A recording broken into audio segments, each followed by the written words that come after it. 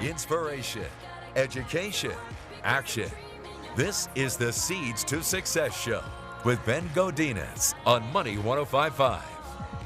Welcome back to the Seeds to Success Show. I am your host and Insurance 101 guy, Ben Godinez. If you're watching this in post-production on the Ben Godinez YouTube channel, you're noticing the Go View This Home Productions, the production that they're doing right now, behind the scenes. They don't just do real estate, though. We've talked about it. They do full-service production. So for your events, your weddings, your birthdays, bat mitzvahs, whatever you need.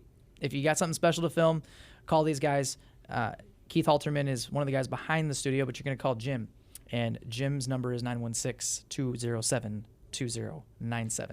So thanks so much for tuning in. We're here with Daryl Frick and Leaveview here. They just opened up the Rancho location of Chick-fil-A, so you got to go check them out off of Highway 50.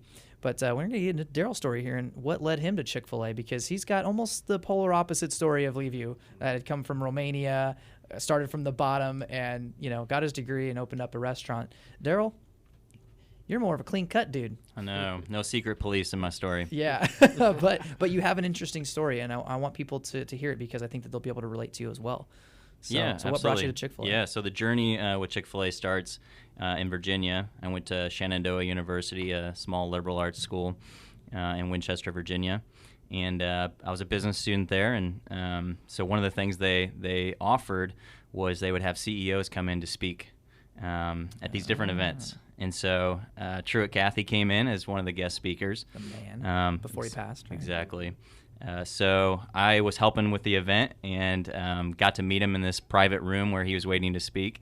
Was able to just chat with him a little bit and told him, my interest in business and especially small business, my interest in influencing young people.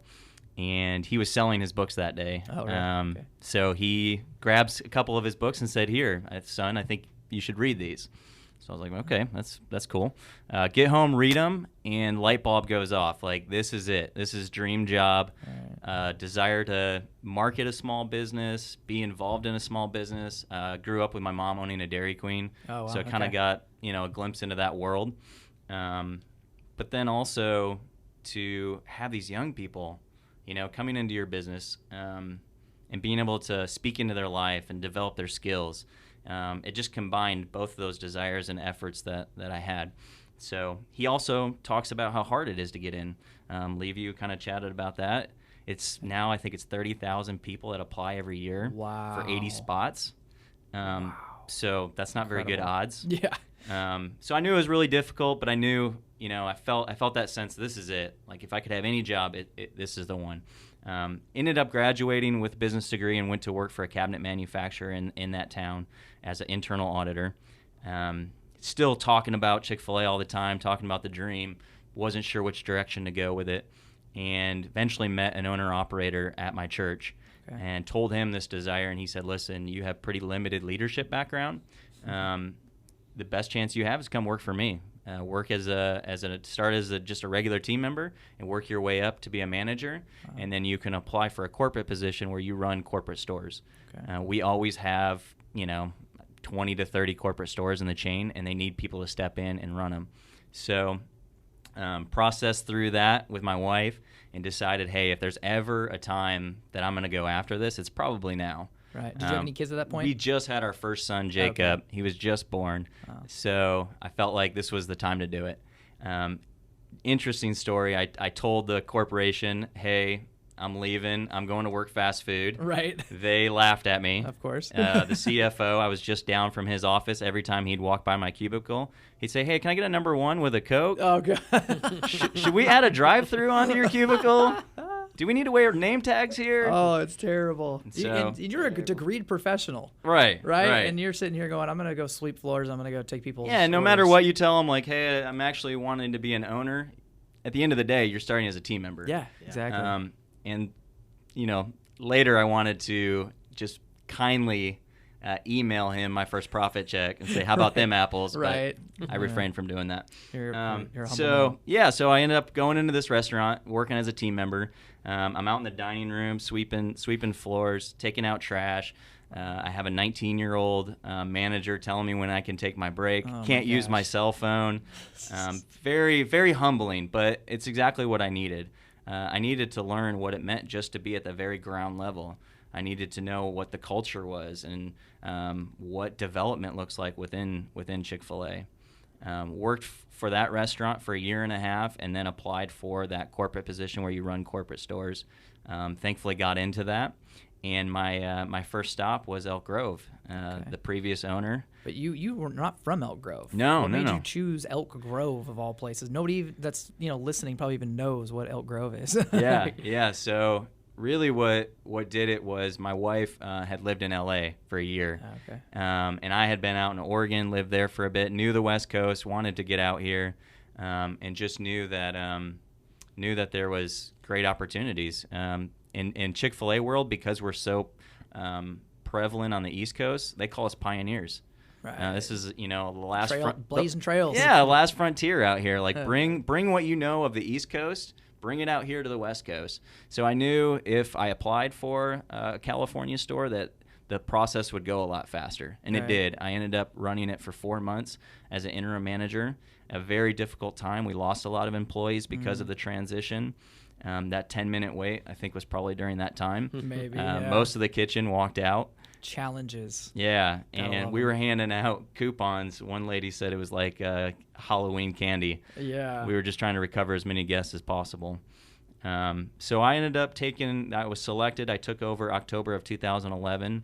You being a baseball guy, I fired 11 people my first day. Ouch. I said, hey, you guys have been playing high school baseball. We are now the New York Yankees. Right. This is the standard. Yeah, you unfortunately don't meet it. And ever since then, I've just looked to hire either where the standard's at or even raise the bar. And it's just been amazing over a 5-year journey to look back and see where we started and to see the caliber of applicants we get now. You know what's incredible, Daryl? So I go to the same church you guys go to, obviously, and I've noticed a lot of people that have worked for you in the past and what they're doing now because of their Chick-fil-A experience. It's incredible. Like they're leading Emily, leading churches, right, leading the youth. You've trained her in leadership as a 19 or 20-year-old or however old she is, and she's worked there for years, and now she's like pursuing her passion. And I can name off a dozen people that have worked for you guys that are moving on to bigger and better things. And whether they stay within the organization or not, like you're giving them the tools. Yeah, I actually don't want them to stay in the organization. Really? Okay, yeah, there you go. The desire is I tell them from day one, hey, you're going to be with me 6 months, a year, 2 years. This is a stepping stone into something bigger. If you leave me to go work for McDonald's or Taco Bell or some of this competition, like I'm going to be frustrated because this is a stepping stone into something bigger and better and a little bit closer to what you ultimately want to do. Right, and that's the key right there. You guys are impacting the youth more so, and of course, you have the Southern philosophy, like you were saying, like you brought it over here of just the hospitality, and that's the biggest thing. So you're impacting the customers definitely. But I think it's more than that. I think you guys are changing the way that businesses should operate. They care about their employees. They invest in them. And you're delegating the responsibility of leadership. You train them how to be leaders. Then they train their team members or their newbies how to be leaders as well. So crazy story here. I want to throw one at you. I don't want to name names. She still works for me. But an older woman applied to work in the dining room. Literally the day before she walks in to talk with me about being employed, I'm having a conversation with my leaders. Hey, we need someone in the dining room that's just going to love on guests. That's a little bit older, that understands as a mom, like, hey, the high chairs really should be cleaner than that, or the play area, or just the ability to connect and love on people. And so we end up hiring her 2 weeks later. Wow. The story comes out later, after she's been with us for a couple months, that she was homeless, living in her car in Elk Grove. No way. Yeah, just blew my mind. You'd never suspect it. Right. Well, later the story develops that her car had 300,000 miles on it, and she couldn't drive her grandchildren around Elk Grove because it wasn't safe enough. So one of my leaders steps up and says, hey, we're going to do an early Christmas gift for our team member, our employee. And she goes and she raises $7,000 and buys her a new vehicle. What? Yeah, like who does that? And that was all through our employees. They're 18 to 20-year-olds that are giving $100, $200, which is a 2-week paycheck for them. Right. Just to help out, one of their own. So just incredible to see the hearts of these team members and to see that level of engagement, the level of care. That's and incredible. I've worked high school jobs. Like, Yeah. I've totally seen the opposite of that. Yeah, you don't see that every day anywhere. Yeah, so just mind-blowing that you could create a culture and an organization that cares deeply for each other, and that it's an environment they want to be a part of, and they want to invite their friends into. Right, and I think that all business owners can apply what you're teaching here. This isn't just food service and restaurant service. This is a fundamental down to the basics core of what businesses should be doing. They should be developing their people and not hoping that they'll quit in 6 months, and going through the whole process again. So just with the last minute here, Daryl, can you give us just a nugget, if you will, a gold nugget about what drives you day to day within the business? Yeah, so my primary responsibility as the owner-operator, I've heard that if you treat employees like family, they'll treat your customers like guests.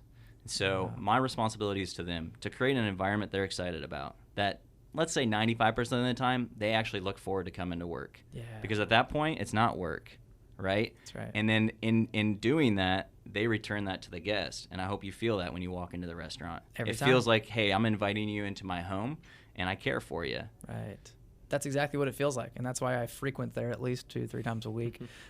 Not because it's even that close. It's a stone's throw away from my office, but I frequent there because I feel like it's at home. People take care of me, and that's how we should feel with any business. You should feel like you're getting taken care of, like it's your family. You wrap your arm around them, and you say, hey, I'm going to help you out. And so that's beautiful. I think we'll leave them with that right there for the next segments. So stay with us here on the Seeds to Success show.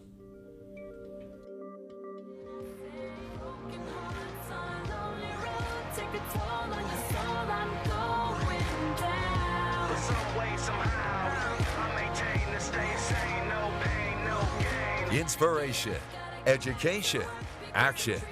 This is the Seeds to Success show with Ben Godinez on Money 105.5.